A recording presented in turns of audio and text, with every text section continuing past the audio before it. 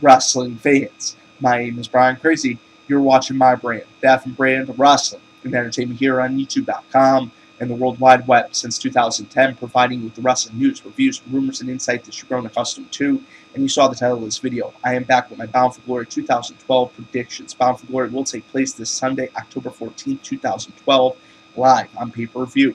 We'll start off with the X Division title match, and we'll run through the card.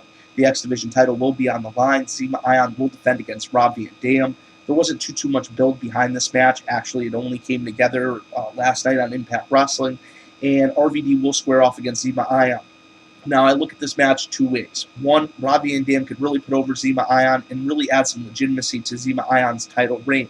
Or two, Zema Ion could drop the title to RVD, and we could have RVD as X Division champion. I mean, that would be a win-win situation in both ways. I mean, either put over Ion or have RVD really add some legitimacy back to this division and maybe have RVD and Ion have a little feud into Sorenson's ready to come back. It would be nice if they also interjected a few more players into the X Division once again. You have the talent, you just need to have them contending for the title. Then we go into Samoa Joe versus Magnus. Samoa Joe is the defending television champion. He's going against his former tag team partner, Magnus.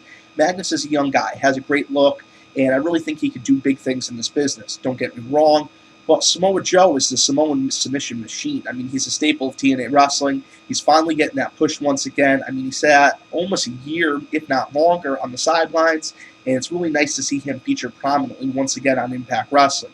So I don't know if it's quite Samoa Joe's time to drop the title, but a strong match between these two and a possible rematch down the road, I think, would be the way to go.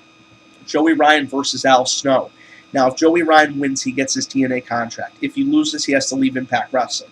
No more harassing people from the barricade. No more, harassing the judges during gut check. No more harassing Al Snow, this, that, or the other. But if he wins, he's going to get the contract.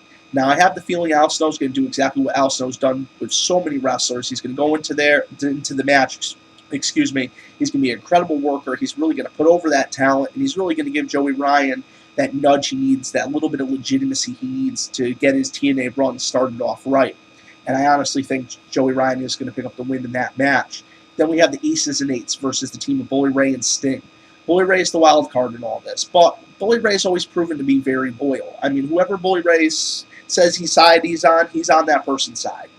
I mean, yeah, there was a split between him and Devon Dudley after so many years, but that a lot of things led up to that. I mean, when he was on Hogan's side in Immortal, he was loyal. I mean, he was one of the last guys to still be rolling with Bischoff.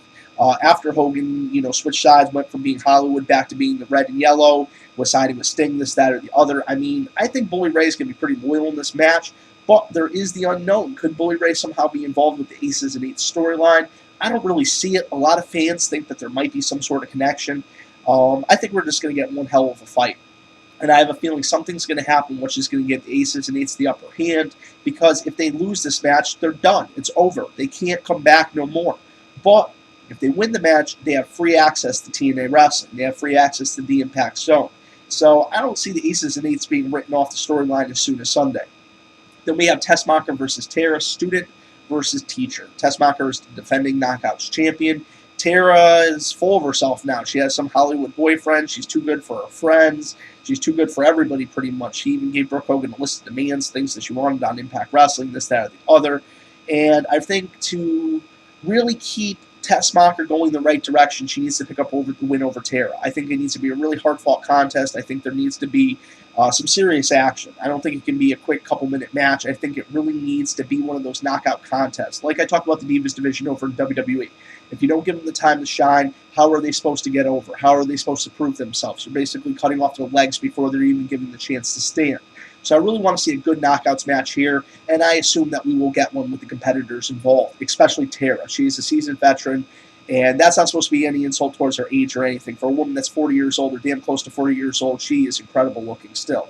And honestly, I hope I'm that good looking at 40, well, minus the breasts and everything, obviously. Then we go into Bobby Roode versus James Storm with King Mo Lawal as the special guest enforcer. Now, this is the grudge match. I mean, this has been building since last year. After the Bound for Glory pay-per-view event last year, what ended up happening with the title, Bobby Roode ended up screwing over James Storm, this, that, the other. I mean, this is a year-long thing. And it's finally going to come to heads. They're finally going to have that confrontation. And I have a feeling we'll see future confrontations, but this is going to be the big one in 2012 between these two superstars. You have Bobby Roode, who's an incredible talent. You have James Storm, who's an incredible talent. And with King Mo calling this thing right down the middle, it could go either way. Is the heel going to get over? Is the face going to get over? Is James Storm going to finally get revenge on his former tag team partner? I honestly don't know what's going to happen. This is one of those matches I'll more than likely be sitting on the edge of my seat, watching each move closely, waiting for the finish to happen. Tag team action, World Tag Team Champions of the World, Christopher Danielson Kazarian versus the phenomenal one, AJ Styles, and the Olympic gold medalist Kurt Angle versus Chavo Guerrero Jr. and Hernandez. Now, this could go any way for me.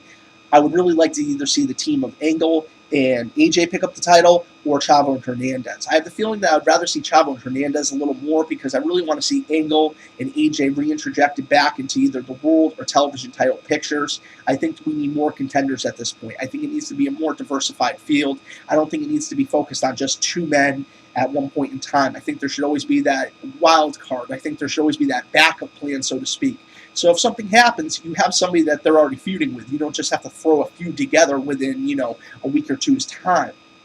But Chavo, Hernandez, I think it's their time. Hernandez is a great worker. He's been with this company for years. He's put a lot of his blood, a lot of his sweat, a lot of his tears into this company.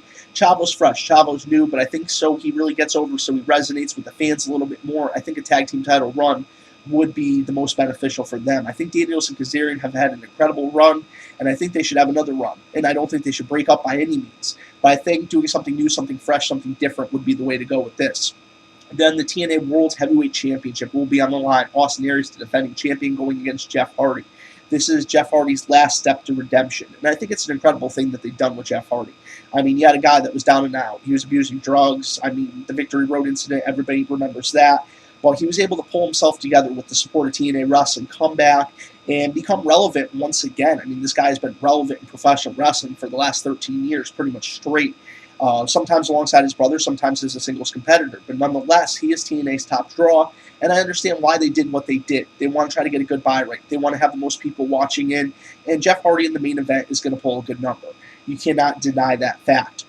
Then you have a guy like Austin Aries. Incredible talent, has come such a long way since his first run in TNA Wrestling so many years ago when he was the Austin Star. I mean, Austin Aries, incredible talent, still very over with the fans.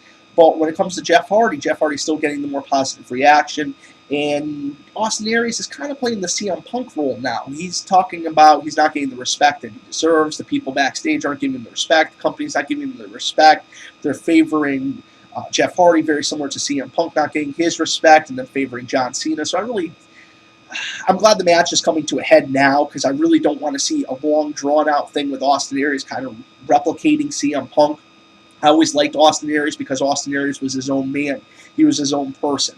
There were some similarities, but of course, you're going to run into people that look similar in life. You're going to run into people that have similar wrestling styles in life. I mean, it's just a fact of life. But they had different ways of speaking. They had different ways of talking. They had different ways with either getting over with the people or disagreeing with the people. And I don't want to see him become kind of a carbon copy. I don't like that. They can both be heels, whatever, but different storylines. The whole respect angle, let's leave that to CM Punk.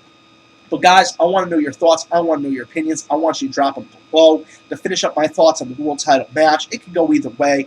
I really think the way to go about all this is really legitimize Austin Aries, have him keep the title, and have him go on to the next pay-per-view. If they're going to have the title change hands, let him have it for one more month. I mean, he's been such a strong champion, and I think they should really continue with that.